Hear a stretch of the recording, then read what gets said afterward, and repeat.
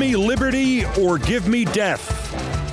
Patrick Henry said that 250 years ago yesterday to galvanize Americans against the tyranny growing around them brought by an insane dictator-king. Not whatever was manifesting near St. John's Church in Richmond, where the Second Virginia Convention he was addressing was meeting. Not what threatened them individually, not what was at their door, but what they knew would be at their door soon or late, because it was already inside the homes of their fellow Americans in far-off Boston.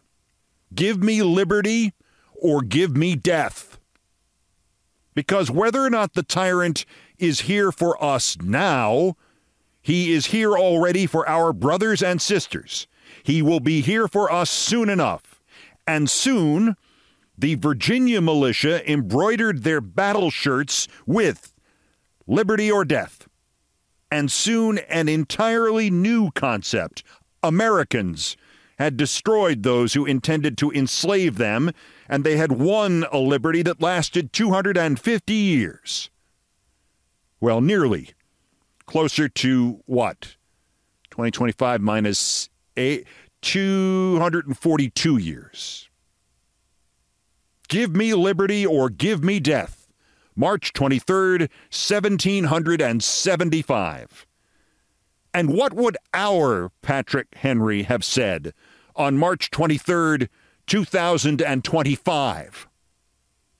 Give me liberty or give me a free 12-ounce coffee with the purchase of a dozen donuts while supplies last at participating outlets only. Our collective selfishness and self-obsession is virtually total.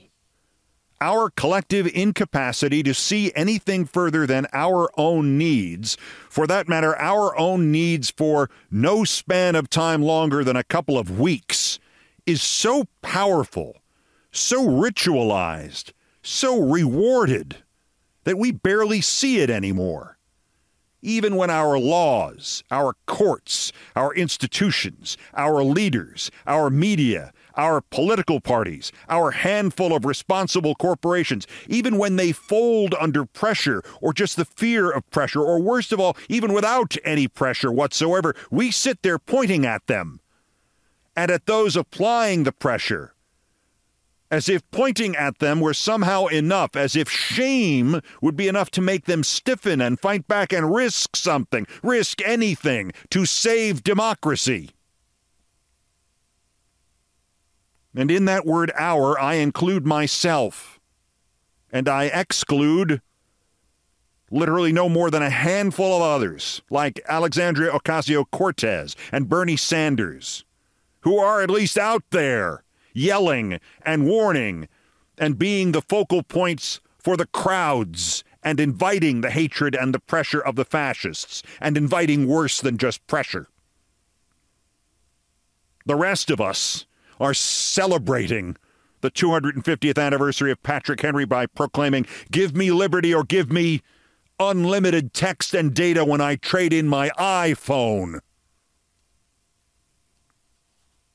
The institutions that made their bones in this country, that grew their gravitas, that were supposed to do this when we needed them to do this, that earned some trust, even as trust shrank in every corner with every passing year, are now racing each other to capitulate and to collaborate before their rivals do. Columbia University, whose board of trustees co-chair is one of my oldest professional friends and one of the reporters I had the most respect for, was barely done humiliating and prostrating itself in front of Trump in hopes of getting back $400 million in federal grants out of $5 billion in federal grants. When Columbia's endowment is $14.5 billion, Columbia was barely done getting the public praise yesterday from the idiot former head of wrestling, who is now Secretary of Education, without telling her to shove the $400 million up Trump's ass one silver dollar at a time, without the student body walking out or taking over Upper Manhattan or shutting down the entire goddamned city of New York. Columbia was barely done collaborating when the entire infrastructure of my alma mater, Cornell, did nothing about ICE, the Gestapo, demanding that one of Cornell's students turn himself in for deportation today because of anti-Israel protests. And let me tell you, shutting down Ithaca, New York would be a lot goddamned easier than shutting down half of Manhattan. And when I was still there, the majority of the faculty and even some students had witnessed the response to rampant racism, including a cross burning at a black women's dorm. And the response was for students to take over the student union while carrying long guns and wearing bandoliers. And even in 1979, when I graduated, a decade after that, and a group of low-income minority students felt they had been discriminated against because their degrees were being withheld because they hadn't fully paid back tuition extensions when they were black. Even they, peacefully and without weapons, took over an administration building for a few hours, just to say, this is wrong. You didn't do this with the white students who were late with their money. Just to do something. To do anything but obey in advance. And I don't give a damn if the protesters at Cornell and Columbia or anywhere else are anti-Semites, or are defending a really unpopular cause, or seemingly have carefully chosen every possible strategic move to make themselves and their causes more unpopular and less palatable in this country. I don't care who they are or what you think you have to do to establish parameters for them. The parameters, Columbia, cannot include establishing a campus thought police that can now arrest the protesters it and you do not like, and Trump does not like, and not arrest the protesters who are demanding faster transfer of academic records for postgraduate applications or job interviews. And I don't care who they are or what you think you have to do to establish parameters for them. The parameters, Cornell, cannot include completely ignoring the demand that one of you gets yanked off campus in the middle of the goddamned spring semester and deported to where? Where they sent the gay barber they decided was a terrorist? Or where they sent the guy with the Real Madrid soccer tattoo? It cannot, Cornell, include ignoring the disappearing of a Cornell student, because it doesn't effing matter which Cornell student they are disappearing for which unpopular opinion, because next time that Cornell student could be you, and at this rate, eventually it will be you.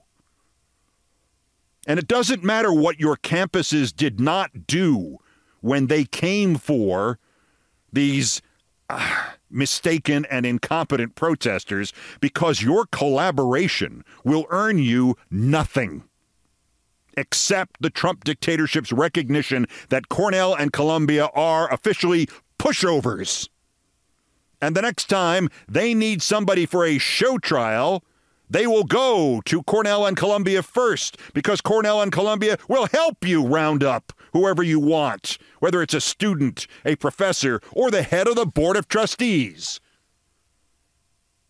And if you didn't learn all this at Cornell, and if you didn't learn all this at Columbia, go out of business and close Columbia and close Cornell and sell the campuses, and do it today, because that, what you just did not do, that was your purpose. That was why you existed, to teach that liberty requires us to defend our liberty and the other guy's liberty. And if you didn't learn all this at every college and university and JUCO and community college in this country, close them too. You have all lost the plot.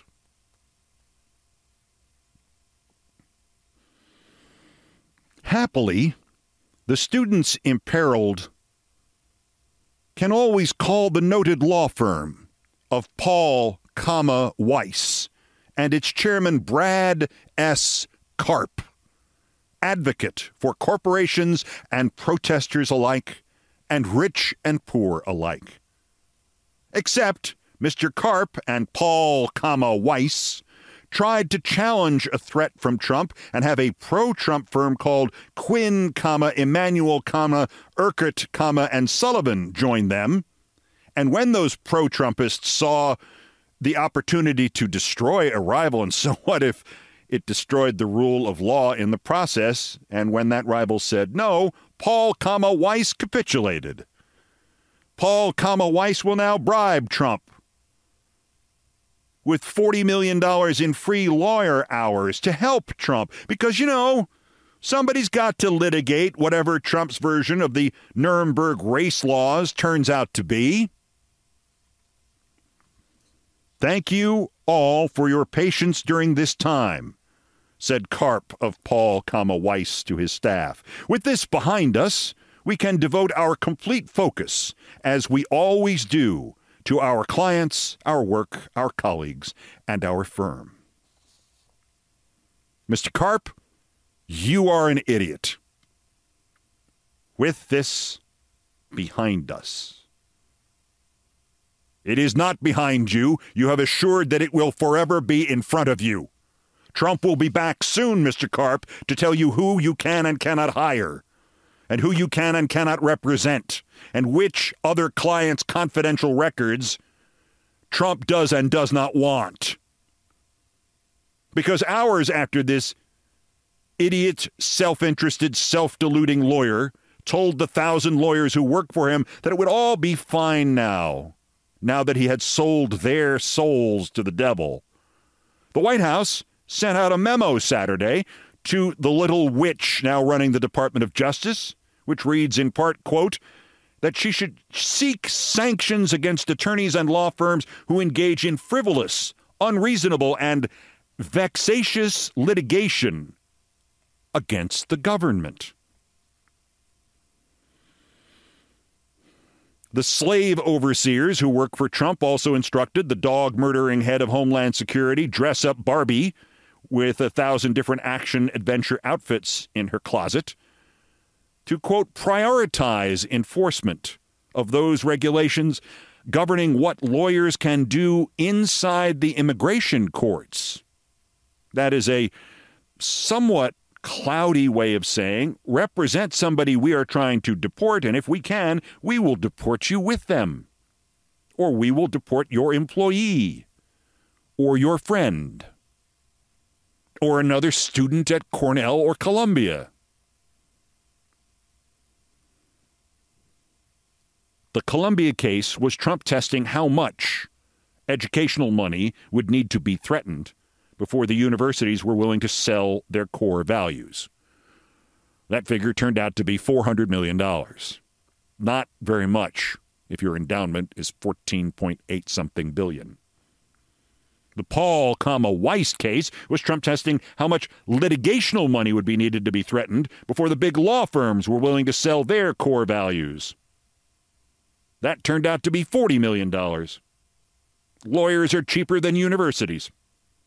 Turned out, though, in both cases, they're very cheap and the cost wasn't very much at all. By the way, lawyers, all lawyers, the cowardice, the complicity of Paul, Weiss has now emboldened Trump to tell Pam Bondi to try to punish law firms who take asylum cases pro bono, to give her the right to start to pull security clearances for firms she doesn't like, and to try to prosecute lawyers who sued the government starting in, 2017. You know, the year when Trump took over the first time. 4 years before we Napoleoned him instead of putting him in prison. Because give me liberty or I'm not going to pay a lot for this muffler.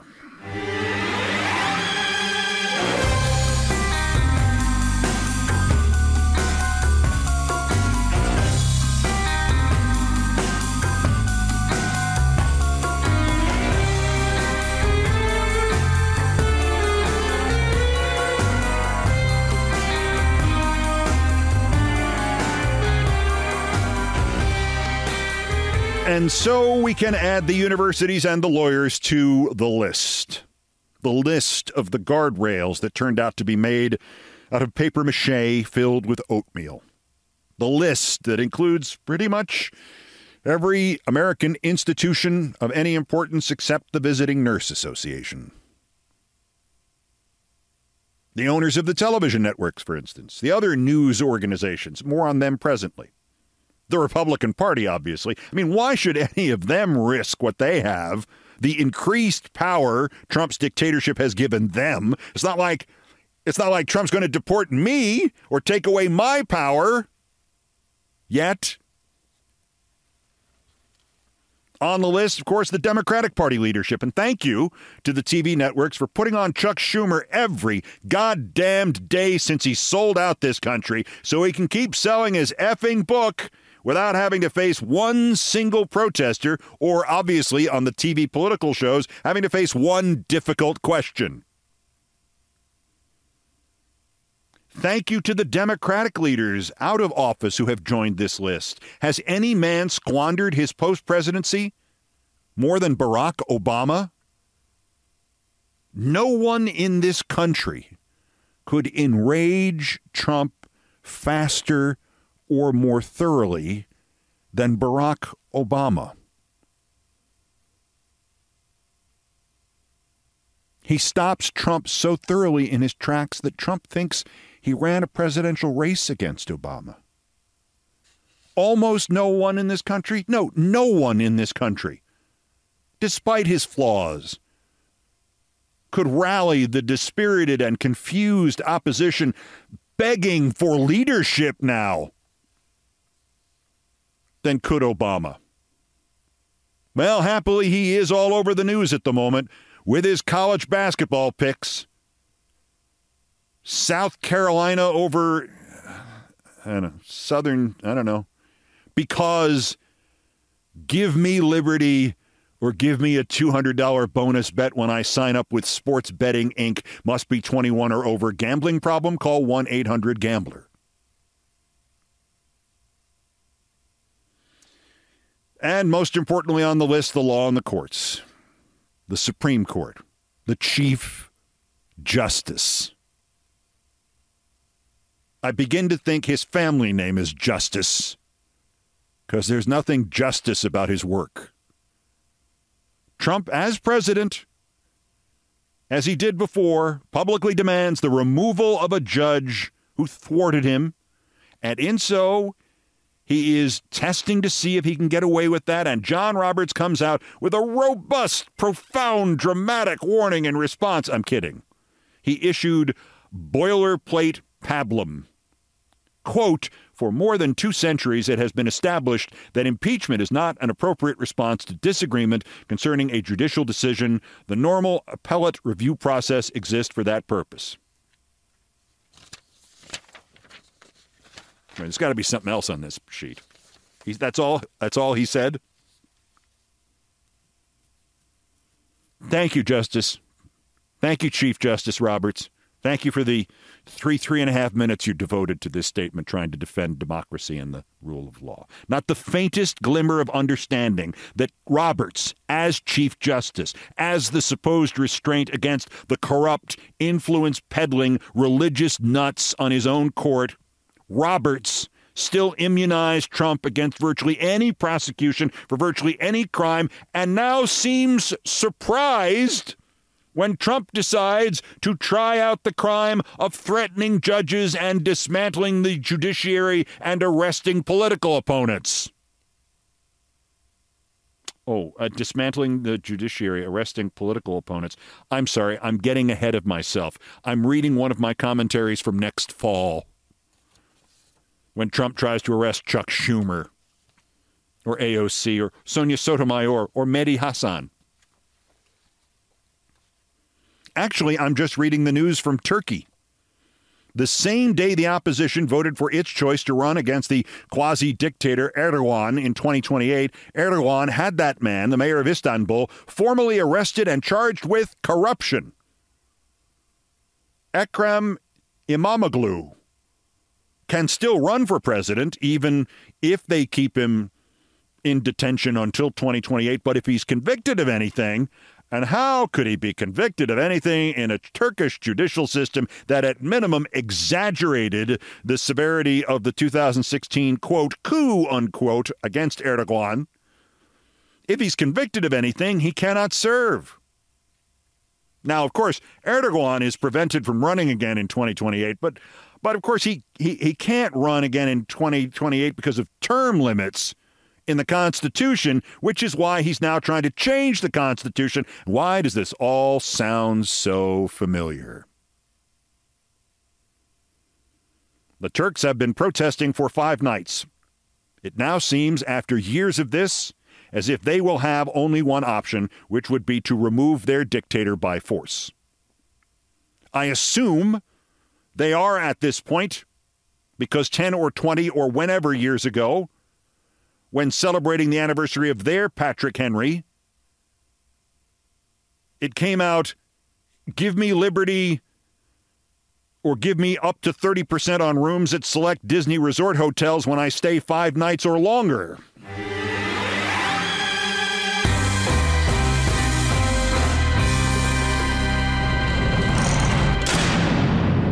While I am burning things to the ground on your time, back to the media for a moment, please. We have both long since discovered and paid for the incompetence of the modern, insulated, self-referential, sealed in both a bubble and in bubble plastic political media complex. But here's something new and terrible even for them, hot off the presses, as it were. The ground zero of a world in which access is the only thing that matters or is understood, and in which there is no comprehension of the dangers to which that access provides front row seats, the ground zero of that world is not the Washington Post, it's not even the New York Times, it's Politico. Its lead item, day before yesterday, was a breathless account, a doubly fake scoop, a book excerpt. It's from a book by Jonathan Allen and Amy Parnes.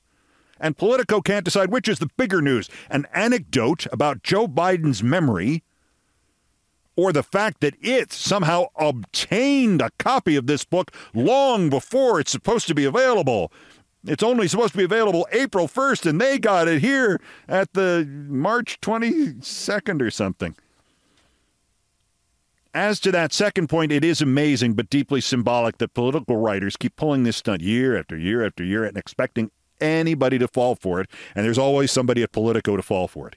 You got a copy of a book before the publication date? You must be the greatest reporter since Woodward and Bernstein. How is such a mighty feat possible by mere humans? The answer is, of course, that proof copies of a book come out months before publication. I used to get a box of them at least 6 weeks before publication, 2 months. Mailed them to friends.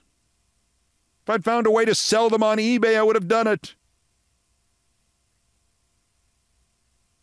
These inexplicable pre-publication leaks happen as follows. Hey, Politico, says the author, my book is coming out in a month. I need some pub. The Politico guy replies, well, what's good in it? And the author responds, well, I can give you this anecdote because I already promised the other good one to the Post. Take that, Axios, the Politico guy says quietly to himself. Another scoop for yours truly. I bet my European bosses will give me a $5 bonus. The new one Saturday from Politico has the added embarrassment of underscoring how the authors do not understand politics or America, or in fact, life. I'll just read what Politico excerpted about how one Democrat who had run for the Democratic nomination in 2019, quote, became concerned about Biden's mental acuity at a June 2023 White House picnic for members of Congress. Quote, when they came face to face, Biden did not immediately recognize his one-time rival for the party's nomination, unquote. The candidate, quote, had to cue Biden with personal details to remind him. That sounds bad. About last year's big story. which ex-would-be nominee was so supposedly struck that Biden didn't remember that both of them had run for president, could not identify his former rival on the debate stage? Which one of them? Eric Swalwell. Now, if you're anything like me, your response to hearing this anecdote was, wait, Eric Swalwell ran for president? The congressman, right? Good guy, but congressman from Illinois, California. California, yes. I can almost picture him in my mind. I had no memory at all that Swalwell had run. Just like Biden had no memory at all that Swalwell had run. I'm guessing just like you had no memory that Swalwell had run. In fact, my surprise is that Swalwell remembered that he had run. Writing, Jonathan Allen, about how somebody forgot he ran, and I'm still taking his word for this that he did run, is not the negative flex against Joe Biden you think it is. But wait, there's more. The official Swalwell response to Politico was that there was no White House party for members of Congress on the date Allen has given, June 2023, and it turns out he's right. There was none. Politico then dives into showing how great it is by proving that there was one in July of 2023, and Swalwell was there. See, we're journalists. We and the authors and the editors forgot when the party was, got it wrong, but it's Biden who was already having trouble remembering things in 2023, and Swalwell didn't go public about it. See, we're smarter than they is. Wait, there's even more. Politico's Adam Wren foolishly took credit for writing this. He managed to please his new neo-fascist European owners by turning this story into a story, by the way, of an author getting a date wrong about a piece of trivia at which somebody forgot a piece of trivia. He turned this into a Democrats lied about Biden and now everybody hates the Democrats and the Democrats is dead story. Quote, Adam Wren, Politico. Biden's refusal to pass the torch until more than a year later still looms over the party. And the Democrats are still facing questions about who knew what and when about Biden's faculties. It's not difficult to see more of these anecdotes surfacing in the coming weeks and months. What's harder is seeing how the party regains voters' trust. Trust? Adam Wren? Trust? Politico? Trust? Jonathan Allen? Joe Biden and the Democrats aren't the ones who can't tell the difference between a president forgetting an actual campaign rival and an utterly and literally forgettable vanity campaign for the nomination that lasted exactly 3 months and out of which the guy himself bailed 211 days before the first primary. And Biden wasn't the one who got the month of the party wrong and published it anyway. And none of us out here let our Politico White House bureau chief conduct an official on-stage event at CPAC, Nazi party memberships for people who don't like the letter Z.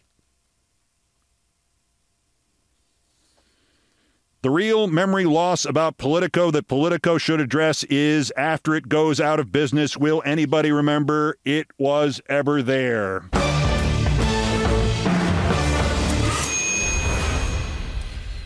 Also of interest here, because believe it or not, I have some venom left, if not much voice. There's also something up at NBC. I'm not sure what it is, but Trump has now threatened them again about MSNBC, and it's 4 months since Scarborough re-whored himself to Trump, and it's a month tomorrow since they fired Joy Reid and the other hosts of color. So NBC is preparing to throw somebody or something out the windows at the 52nd floor corporate offices at 30 Rock. What is it? Who is it?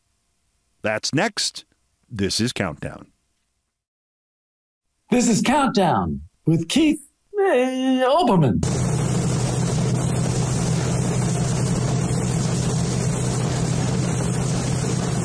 Postscripts to the news, some headlines, some updates, some snark. Still ahead, of course, worse persons. And you know why you need a Department of Education?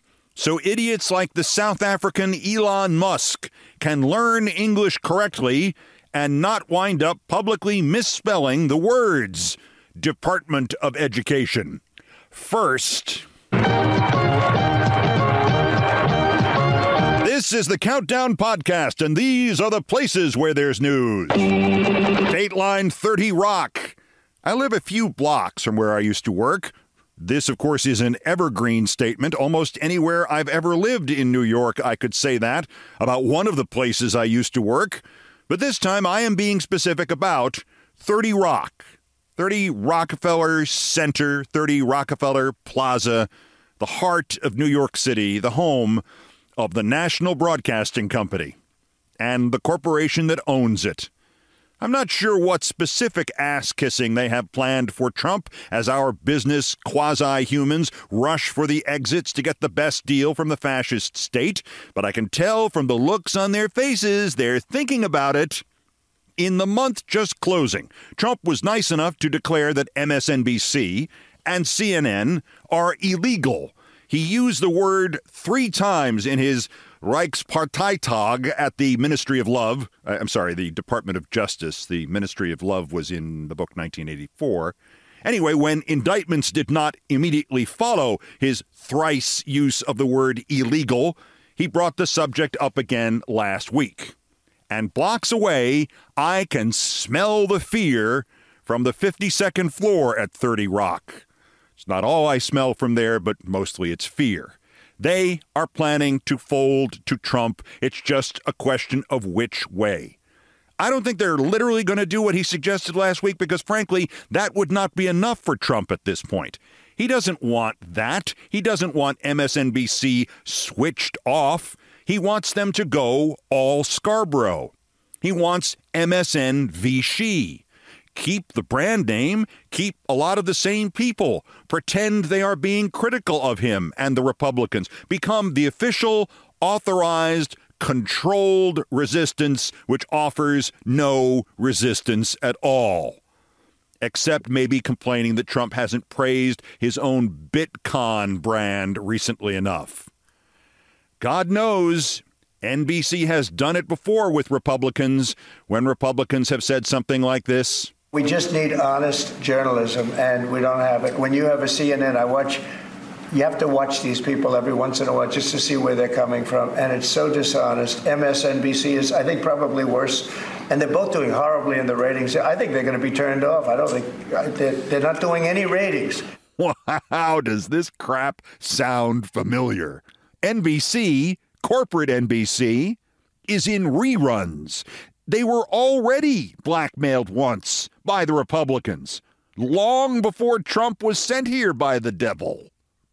And boy, did this flash me back, because this happened to me at MSNBC in 2008, courtesy the supposed sane Republicans. And it underscores that they have never been sane. There have never been sane Republicans. They have always longed to dictate to the media what it can and cannot say about whichever asshole is its presidential candidate. And thanks to people like Tom Brokaw, they often get away with it.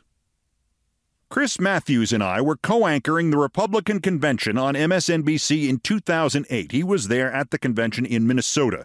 I was in the studios at 30 Rock in New York, ostensibly, so I could also anchor hurricane coverage, though it was pretty clear that at least half the reason I was not in Minneapolis was because the Republicans had threatened NBC or said they could not guarantee my safety there or something like that. So I was the one on September 2nd, 2008, who had to throw it to a video that we had been told by the Republicans was a tribute to the dead of 9/11 that they were playing in the theater in their convention in Minnesota. It was not a tribute. It was a snuff film. All of the images that the networks had stopped showing of 9/11 within weeks or even days of the attacks, all of them were in this snuff film. People jumping falling to their deaths from the World Trade Center, endless replays of the planes hitting the towers, dismembered bodies in the plaza, the building collapses, the equally terrifying scenes at the Pentagon, and all with the grotesque voiceover from that fink Robert Davi emphasizing that this was all the Democrats' fault. The message was, they might as well have phrased it this way, elect Obama and you will die like this. I was angry, just on that base level. For that 5.5 years I had been back at MSNBC, we had been rigorous about not showing any of that video that the Republicans had just forced upon us by lying to us about it. There were rules that if we had to, for some reason, need some snippet, we would show only still images, and even then only with extensive warnings to the viewers. But I knew from my conversations with the president of MSNBC, Phil Griffin, who I had known for 28 years at that point, that he would insist that on the scene in Minneapolis, Matthews and Tom Brokaw, whose career at NBC I had resuscitated after Brian Williams had buried him alive 2 years earlier, I knew from what Griffin told me that one or both of them would rebuke the GOP for showing not a 9/11 tribute, but as I just said, a 9/11 snuff film. The snuff film ended. We came out to Brokaw and Matthews, and Brokaw kind of coughed, and Matthews said, well, and he turned to Brokaw and said in that loose fire hose delivery he had, Tom, it kind of underscores terrorism, big thing for Republicans, they try to stop Obama.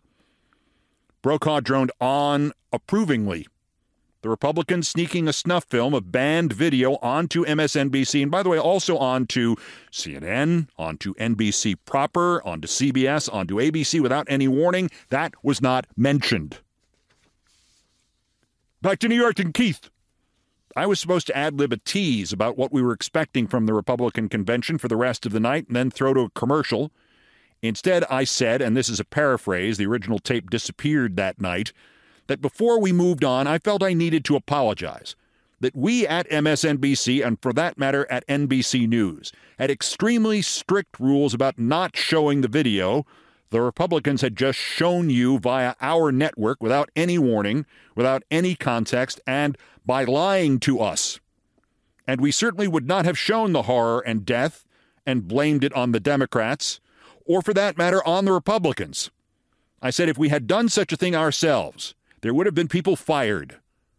The public program the GOP provided said that was going to be a 9/11 tribute film, I said, and so did the private conversations with the network, which included the reminder from NBC and MSNBC that we had rules against showing the scenes of horrible death and mutilation and destruction. So I apologized on behalf of whoever trusted the Republicans to live up to their word that MSNBC viewers were forced to see the video our network had promised never to show them.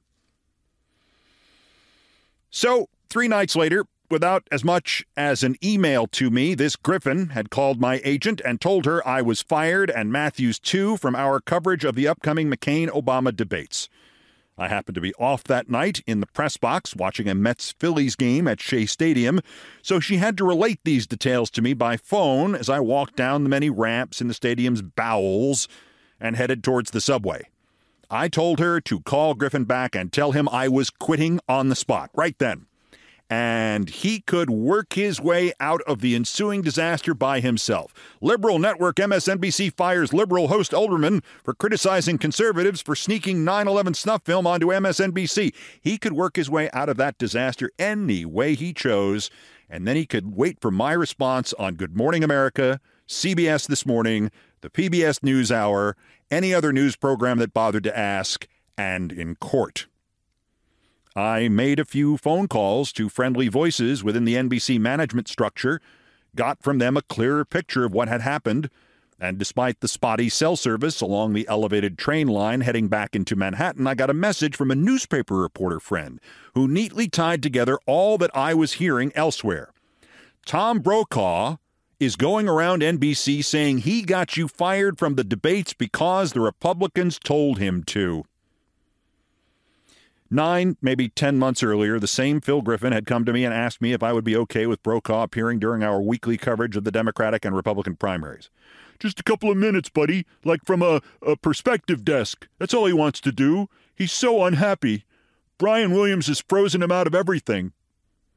I was appalled but not surprised. The power had gone to Brian's head. And of course there, it had not met very much resistance.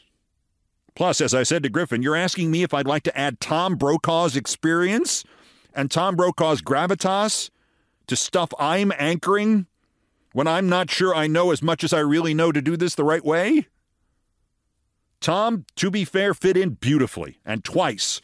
After those long Tuesday evenings during the primaries, he sent me brief emails awarding me what he called the game ball because he was so impressed by my ability to balance the roles of political anchor and political commentator. Having tried this myself, he wrote, I know what a perilous tightrope this is. Game ball to KO. I mock them now, but they meant so much to me then that I printed them out and carried them in my wallet. Until September. And now Brokaw had gotten me fired because, as my newspaper friend said, the Republicans told him to. Well, that wasn't hard to unpack either. Tim Russert had died on the 3rd of June that year. I anchored that night until 2 in the morning. It was still an open wound. There were still tears. We didn't know it then, but the structure of NBC News and the perilous tightrope balancing NBC and MSNBC had died with Tim Russert. So did the role of moderator of the second debate between John McCain and Barack Obama, scheduled for about a month from my subway ride on October 7th, 2008 in Nashville. Tim had not even been buried yet when Brokaw began to angle to get that assignment that was now vacant, along with brushing away the dirt of his penny ante role on the MSNBC perspective desk, leaving us in the lurch in order to take over Tim's spot as Brian's sage sidekick on Big NBC. The month before, August, there had been a story coming out of the east end of the third floor at 30 Rock where NBC News managers sat around not doing much of anything, that a Republican goon named Ed Gillespie had been in there with Griffin and the idiot NBC News president, Steve Kappas, trying to get me silenced or fired or off the convention coverage or something, and that somebody prominent from NBC News was in there with Gillespie or was invoked by Gillespie. The rumor mill was not confident in who it was or what exactly they were doing. That Friday night in September 2008, as I switched from the elevated 7 train to the underground F, the whole thing came together. Before my comments about the GOP convention 9/11 snuff film, Gillespie had come in and had somehow vaguely threatened Kappas and Griffin about me, using as leverage the debate which Tom Brokaw was now supposed to moderate, the one that had been Russert's. And when I apologized for their snuff video on our air, Gillespie must have turned it into an either-or. Get rid of me, or McCain would refuse to participate in any debate moderated by Brokaw. Tom Brokaw had already come back from the dead once in 2008. I had made that happen, and he would be damned if he would be forced to do it a second time. But as the train took me home to an apartment I was now going to have to sell since I had quit MSNBC on the spot for folding to such obvious blackmail, something else now occurred to me. Why would MSNBC or NBC or our parent corporation GE actually think that they could remove me from the debate coverage on MSNBC, where the Rachel Maddow show had not yet been born and was only going to premiere the next week, and the 3 times a night my show ran accounted for something like 60% of the entire day's network audience and all of its profits? How did they think they were going to get away with that without a really bad reaction from our audience? Plus, if a newspaper man already knew the Brokaw part, how could this story be avoided? Something like this. MSNBC has announced it had removed its liberal star Keith Olbermann from coverage of the McCain-Obama presidential debates. Sources confirmed former NBC News anchorman Tom Brokaw, now an MSNBC commentator, had helped the Republican Party to blackmail NBC into the decision. Olbermann immediately resigned, saying, quote, "In succumbing to this coercion on behalf of John McCain, NBC has now forfeited any further right to be called a news organization, and I'm sad to say MSNBC, which I built, is now dead." At that point, it dawned on me that the only thing that could save the credibility of the whole NBC News division and the careers of Griffin and Kappas and NBC Network President Jeff Zucker, and especially Tom Brokaw, was for me to publicly state, to lie, that I had asked to be removed from anchoring the debates because the whatever was just too much blah, blah, blah for me, and I felt I should just stick to the post-debate analysis and commentary and blah, blah, blah, blah, blah. In short, they would have a choice. They could fire me from the debates and destroy everything, including the $100 million a year or so in profits NBC was suddenly making off MSNBC after years of losing about that much. Or I could lie and claim it was my idea and I could save everybody's ass and their money, including my own. I got out of the subway and raced home. I called my agent. I explained it to her. I'm not quitting. In fact, I'm going to get a huge raise. Listen carefully. You call Griffin back and explain to him I will now personally save his job even though he doesn't deserve it. And Kappas's, and Zucker's, and Brokaw's, and everybody else's. I'll take the fall. Instead of letting them get fired by the MSNBC audience, I'll say this was my idea, and it will cost him only $12 million. Oh, and he has to leak the fact that it cost him $12 million. That's the deal. And she paused for a second and she said, hey, that's genius. It might not quite be 12, but I bet I get at least 9 million. On Sunday, several news organizations reported I had asked to be taken off the anchor desk for the debates. 2 months and 1 week later, the New York Times wrote, quote, Keith Olbermann, the anchor of Countdown on MSNBC, has extended his contract through the next presidential election season, the network announced. Mr. Olbermann and MSNBC essentially tore up the 4-year, $4 million a year contract they signed last year and replaced it with one worth about $7.5 million a year. So that was a $3.5 million raise for 4 years to a total of $14 million, except the new contract added 2 years to my old deal, so the raise was actually $22 million. All stories have punchlines. This punchline is about Brokaw. We would have gotten away with this. NBC would have gotten its money's worth for the $22 million in hush money it had to pay me because it had rolled over for Republican Party blackmail, except Brokaw couldn't keep his mouth shut. So proud was he of preserving his role as moderator of the October 7th debate that he had to explain in explicit detail how he went to his bosses at NBC News and threatened them on behalf of the GOP. I mean, on the record, he said this. September 29th, a lengthy and glowing Brokaw profile in the New York Times. Quote, Mr. Brokaw said that over the summer he'd, quote, advocated within the executive suite of NBC News to modify the anchor duties of the MSNBC hosts Keith Olbermann and Chris Matthews on election night and on nights where there were presidential debates. Mr. Brokaw said he had also conducted some shuttle diplomacy in recent weeks between NBC and the McCain campaign.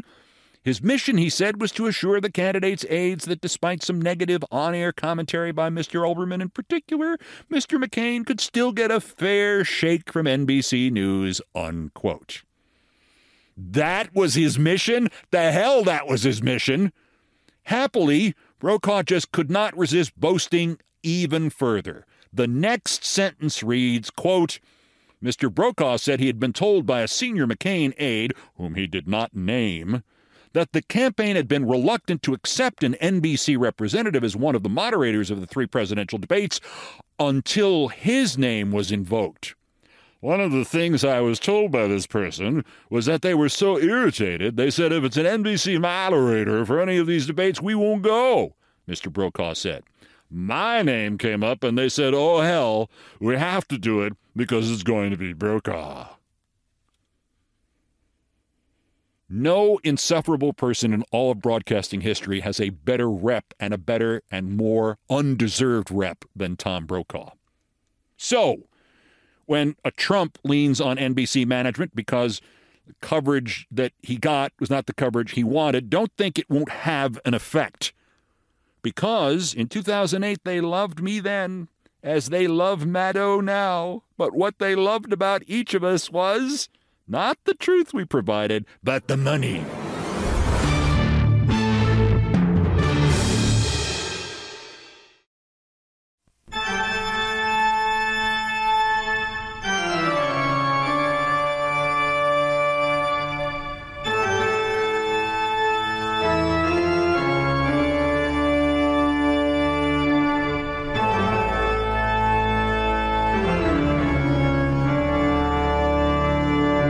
Believe it or not, there are still more new idiots to talk about.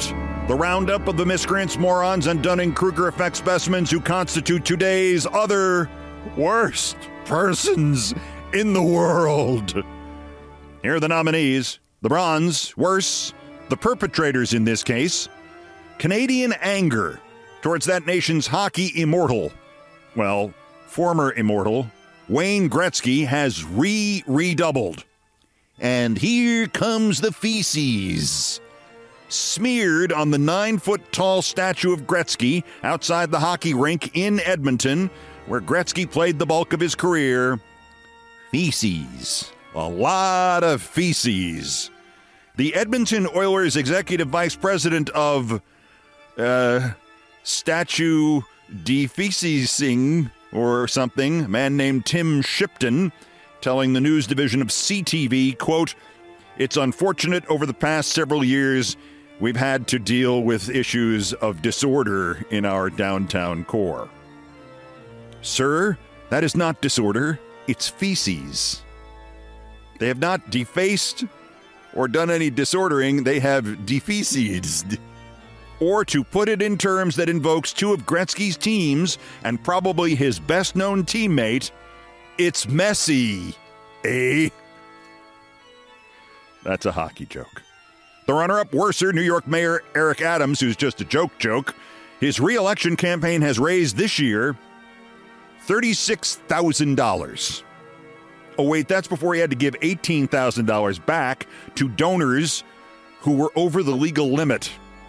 For comparison, $845,000 has been raised this year by the campaign of Zoran Mamdani. Who is Zoran Mamdani?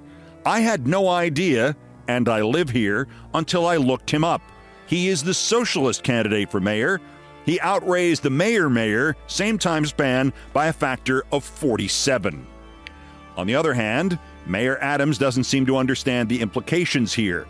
He held a town hall in the Oceanside neighborhood of the Rockaways and decided, instead of talking about what he could do to save the city and himself, he decided to reminisce about riding the subways without paying, so he could visit his, quote, shorty, unquote, who lived in the distant Rockaways. The term shorty means many things in the urban lingo.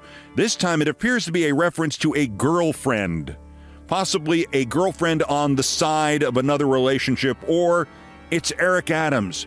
Who the hell knows what he means? There's a real history for me. I had a shorty that lived out here. You know, used to come out taking that long A-train ride, you know, in the cold. You know, love is blind, man, you know. Taking that long A-train. I did not have a car. And one or two times I didn't have a token. So, yes, I did jump off with a turnstile. I'm not going to. It's over. The statute of limitation is over. Statue of limitations. Statue of limitations. The mayor of the city of New York, everybody. But the winner, worst, Elon Musk. Wait, I may have mispronounced that. Elon Musk. Now that he and Trump have eliminated the Department of Education, which Mayor Adams so desperately needed, who knows how much more stupid we will each become. Musk, of course, does not have much further to descend. He celebrated the thing that will increase those non-college white trash men for Trump numbers by doing the graveside meme with the guy kneeling in front of the tombstone, giving the two-finger peace or V for victory sign. Only in this one, the guy is Trump, and on the tombstone it reads, Department of Education. Yes, Departmen.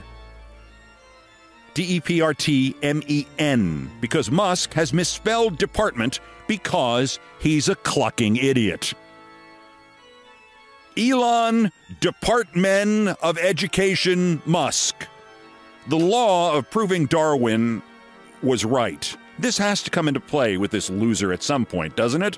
I mean, he's got to try to get the toast out with a fork sooner rather than later, doesn't he? Elon Musk, today's worst person in the world!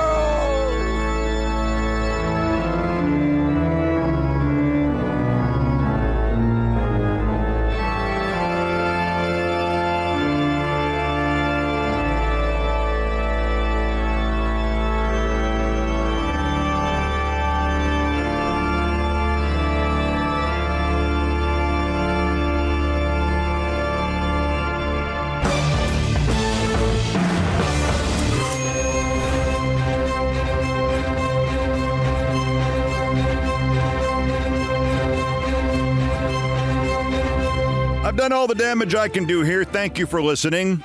Brian Ray and John Philip Chanel, the musical directors of Countdown, arranged, produced, and performed most of our music. Mr. Chanel handled orchestration and keyboards. Mr. Ray was on the guitars, bass, and drums, and it was produced by TKO Brothers. Our satirical and pithy musical comments are by the best baseball stadium organist ever, Nancy Faust. The sports music is the Olbermann theme from ESPN2, written by Mitch Warren Davis, courtesy of ESPN Inc. Other music arranged and performed by the group No Horns Allowed, and my announcer today was my friend Larry David. Everything else was, as ever, my fault. That's Countdown for today, just 1,399 days. We've cleared 1,400 until the scheduled end of his lame duck, lame-brained term, unless Musk removes him sooner, or the actuarial tables do. The next scheduled countdown is Thursday. Voice still tentative. As always, bulletins as the news warrants. Remember, impeach Trump. It won't work now. It will win the Democrats the midterms, if there are midterms, and remove Schumer immediately. Till next time, I'm Keith Olbermann. Good morning, good afternoon, good night, and good luck.